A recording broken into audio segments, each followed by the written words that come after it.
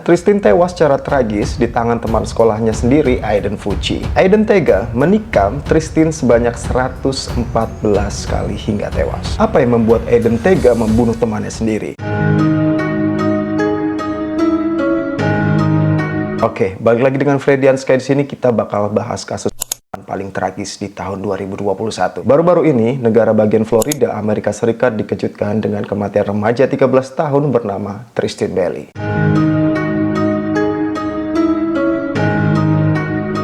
Jadi awal mula ramainya kasus ini dimulai pada tanggal 9 Mei 2021 karena Tristin tidak membalas pesan orang tuanya. Akhirnya orang tuanya membuat laporan ke pihak berwajib atas orang hilang. Dan seketika hilangnya Tristin menghebohkan kota Jacksonville, Florida. Dan pada tanggal 10 Mei, jasad Tristin ditemukan di hutan Jones County Street, Florida.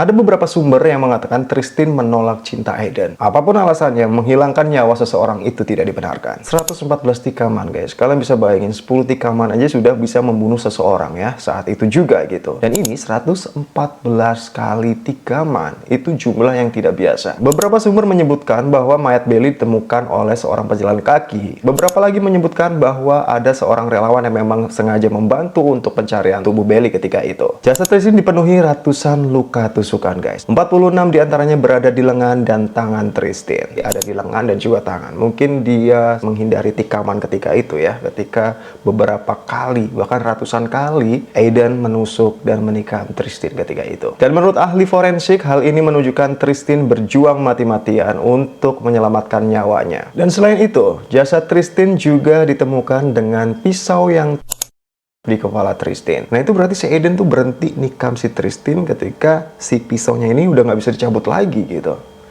Nah beberapa sumber menyebutkan kalau si Aiden ini sakit hati ketika si Tristin menolak cintanya gitu. Tapi kenyataannya ternyata si Fucci atau Aiden Fucci ini memiliki pacar juga gitu. Nah motif apa sebenarnya yang mendorong si Aiden Fucci ini untuk menghabisi Tristin? Mari kita bahas guys. Nah, ternyata motif sakit hati itu tidak terbukti ya, bahwa sebenarnya si Fucci ini memang sudah memiliki pacar seperti yang aku bilang tadi. Nah, dari beberapa kesaksian dari temannya, bahkan dari pacarnya Fucci sendiri atau Aiden Fucci, 1 bulan sebelum Tristin Fucci diketahui bercerita panjang lebar kepada kekasihnya ini atas keinginannya membunuh seorang gitu. Nah, jadi beberapa bulan sebelum kejadian ini ya, memang si Fucci ini sering kayak menceritakan kepada pacarnya atau kasihnya ini bahwa aku pengen deh seseorang, aku pengen menyeretnya ke semak-semak dan melemparnya ke tanah untuk menikamnya berkali-kali.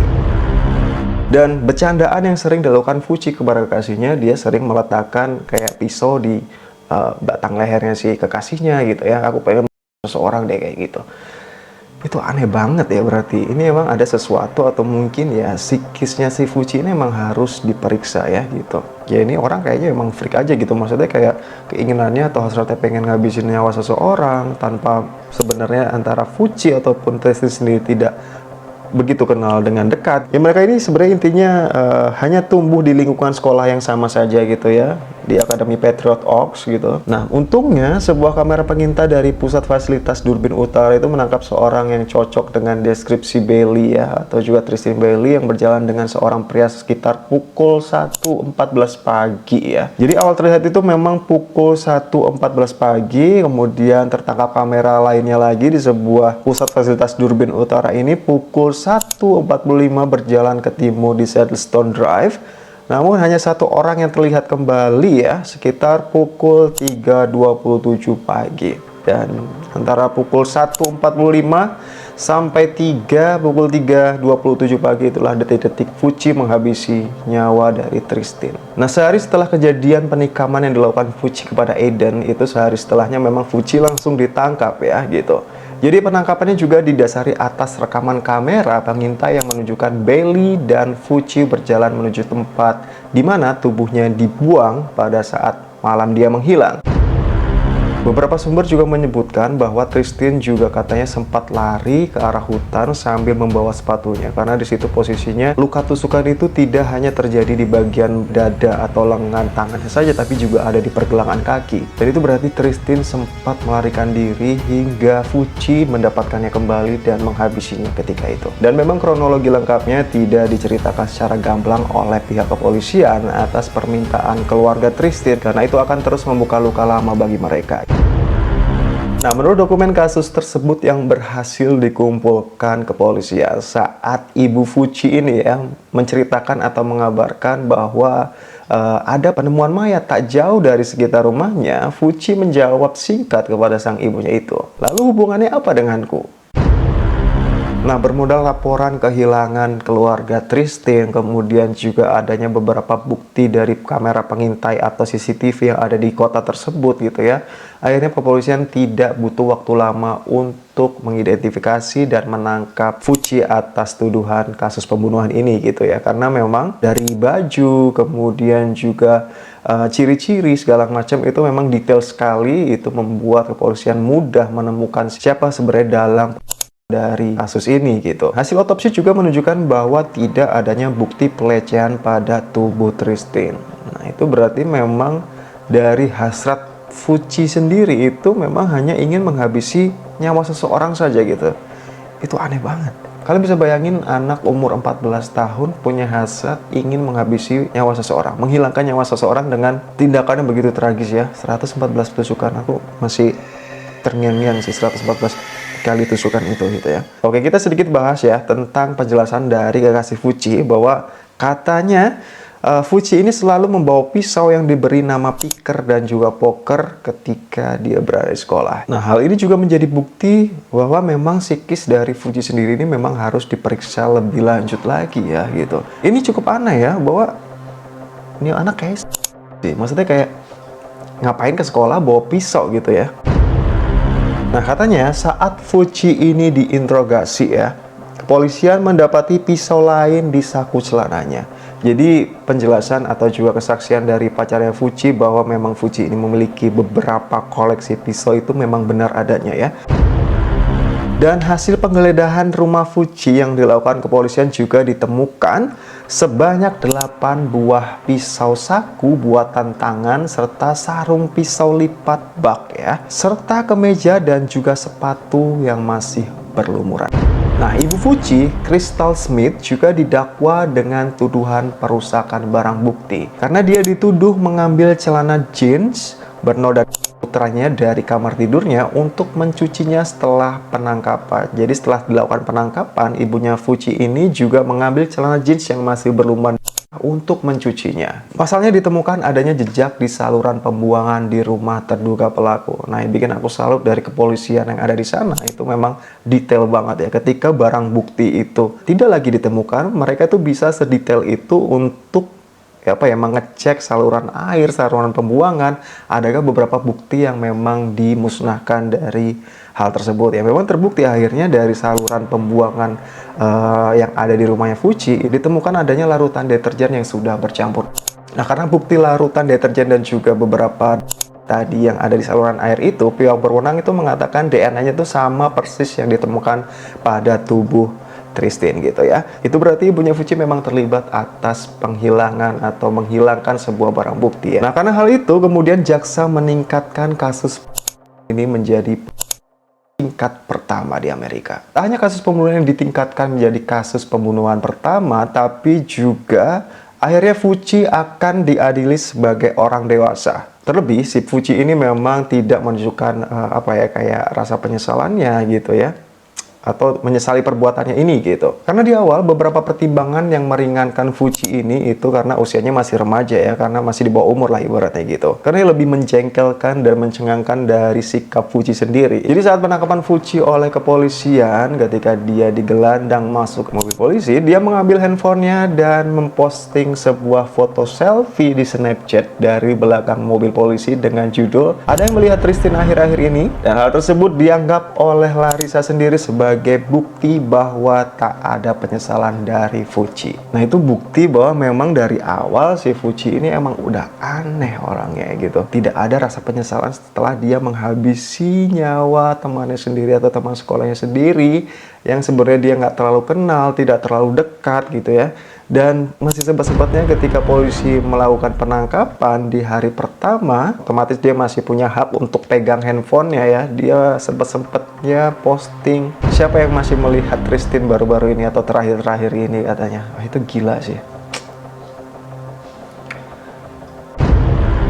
Dan akhirnya Eden Fuji mengaku bersalah telah menikam teman sekolahnya sebanyak 114 kali. Pisau yang digunakan Fuji ditemukan berjarak 140 kaki dari tubuh Belly atau tubuh Tristin Belly. Hukuman seumur hidupnya akan ditinjau kembali setelah dirinya menjalani selama 25 tahun.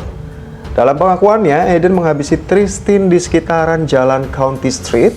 Baru-baru ini Eden menulis surat juga atas permintaan maaf atas apa yang diperbuatnya dan mengaku bersalah kepada hakim atau Judge Smith yang akhirnya membuat hakim mempertimbangkan soal vonis Eden nanti. Dalam suratnya, Fuji menuliskan kerinduannya kepada keluarga dan segala aktivitas yang biasa dia lakukan bersama keluarganya, serta rindu ayam lada lemon yang biasa dimasakin oleh ibu dari Fuji. Ya, ini sebenarnya tindakan dari seorang anak remaja yang mungkin belum punya pikiran panjang ya gitu, tapi ya mau bagaimanapun menghilangkan nyawa seseorang itu tidak dibenarkan ya, apapun alasannya gitu. Hukuman yang akan diterima Fuji minimal adalah 40 tahun. Nah, karena minimal penjara yang akan diterima Fuji adalah 40 tahun, keinginan sang nenek Fuji agar cucunya dapat direhabilitasi dan mendapat bimbingan baik untuk hidupnya ke depan.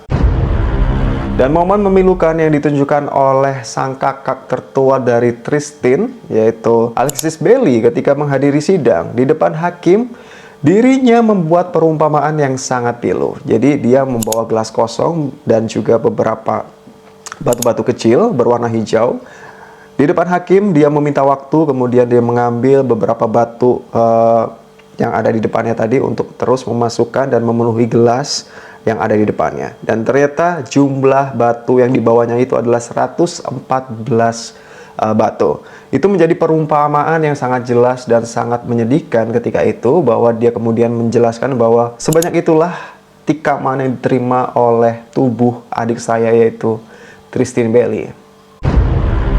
Itu momen sangat menyedihkan kalau menurut aku ya. Jadi kita bisa bayangin, maksudnya kalau kata-kata aja 114 kali tusukan itu memang ya mungkin kesana ya udahlah gitu, 114 kali tusukan. Tapi ketika kakak dari Tristin ini membawa perumpamaan gelas, kemudian dia memasukkan, itu cukup memakan waktu ya 114 kali. Dan itu kalian bisa bayangin, itulah jumlah tusukan yang diterima oleh Tristin ketika itu. Masih gak kebayang sih gitu ya. Jadi remaja 13 tahun ditikam 114 kali oleh teman sekolahnya yang sebenarnya itu teman ya udah say hello aja, mungkin pernah lihat gitu aja, tapi nggak kebayang mungkin jadi Tristin itu menjadi pertemuan tragis bisa melihat Fuji atau mengenal Fuji ketika itu ya, bahwa ternyata si Fuji lah yang harus merampas kebahagiaannya atau merampas hidupnya untuk selama-lamanya. Hal tersebut tidak bisa diterima oleh keluarga Tristin sendiri, dan sampai sekarang kasus ini terus berlanjut sampai sekarang ini. Kalau menurut aku pribadi, vonis seumur hidup itu akan setimpal atas luka yang diterima oleh keluarganya, bahkan oleh nasib Tristin sendiri ya gitu. Ya harus mati sia-sia di umur dia yang masih sangat muda gitu. Ya semoga kasus ini cepat selesai, karena kasus ini masih bergulir dan masih dipersidangkan, walaupun kasus ini terjadi di tahun 2021 dan menjadi perbincangan hangat di Amerika sampai sekarang ini kayak gitu ya. Bagaimana pendapat kalian atas kasus ini? Kalian bisa tulis di kolom komentar, dan mungkin ada beberapa poin yang belum aku sampaikan dalam penjelasan aku ini, kalian bisa tulis di kolom komentar untuk berbagi informasi kepada teman-teman lainnya gitu ya. Oke. Dan yang jelas untuk keluarga Tristin Belly, semoga diberi kekuatan, ketabahan atas kehilangan putrinya yang sangat cantik ya gitu, adiknya, putrinya, kakaknya mungkin ya gitu. Intinya keluarga dari Tristin Belly atas meninggalnya Tristin Belly yang begitu mengenaskan gitu ya. Semoga diberi kekuatan dan semoga vonis atau juga kasus ini cepat selesai. Dan untuk pelakunya sendiri mendapatkan ganjaran yang setimpal atas perbuatannya ini, kayak gitu. Oke, jika kalian suka dengan kasus ini, mungkin aku akan buatkan ke depannya untuk part 2-nya. Dan mungkin ada beberapa kasus yang menarik di luar sana yang pengen aku bahas, kalian tulis aja di kolom komentar ya, kayak gitu. Oke, semoga kalian suka dengan video ini, dan jika kalian suka jangan lupa tinggalkan like, komen, dan share. Dan terus dukung channel ini dengan cara subscribe dan aktifkan juga lonceng notifikasinya agar kalian gak ketinggalan video-video terbaru dari channel ini. Sekian dulu, Freddy sini pamit. Bye-bye.